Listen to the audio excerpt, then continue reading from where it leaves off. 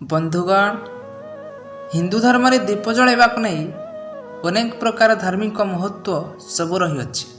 दीप जलाई आमे देवादेवी को आमंत्रण करिथा। एथिसह देवादेवी को कृपा प्राप्त होइले घरे सुख शांति और समृद्धि बजाय रही था। घरे सकारात्मक ऊर्जार मध्य संचार घटी था। तेबे जलुथिबा दीपरू आउ एक दीप जलाइबा उचित नुहे बोली कौन आपण ए विषय जानिछंती? जदि जानी नाहंती आसंतु जानिबा एही वीडियो माध्यम रे। हाँ आज्ञा, दीप को नहीं एभली किछि महत्वपूर्ण कथा आपण को कहिबा को जाउछु।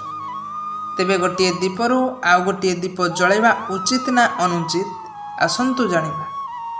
तेबे शास्त्र अनुसार जेतेबेले जणे व्यक्ति दीप जलाई थाए, दीपरे जलुथिबा सही बलितारे अग्नि देवता वास करिथांती, जहा फଳରେ घरे थिबा सब नकारात्मक शक्ति सही जलुथिबा बलितारे एकाठी होई जाइथांती। जहा फଳରେ जलुथिबा बलितारे नकारात्मक शक्ति जली जिबा सह घर को सकारात्मक शक्ति आसी थाए।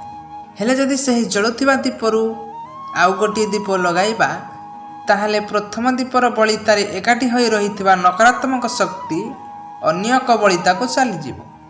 सेहीपरि गोटिए दीपरू आउ एक दीप को पुणी आउ गोटिए दीपरू आउ गोटिए दीप को एहीपरि भावे नकारात्मक शक्ति घूरी बुली थाए। हेले सेही नकारात्मक शक्ति नष्ट होई पारि न थाए केबे।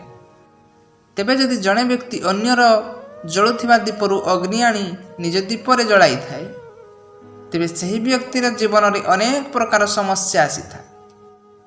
तेणु केबे भी अन्यर दीपर अग्नि रे दीप जलाइबा उचित होई न थाए। सेही व्यक्तिर जीवन सह जड़ी होई रहिथिबा कौनसी संपर्क रे मध्ये फाट आसी थाए। तेणु केबे भी गोटिए जलुथिबा दीपरू आउ एक दीप को लगांतु नाही, एहा शुभ होई न थाए।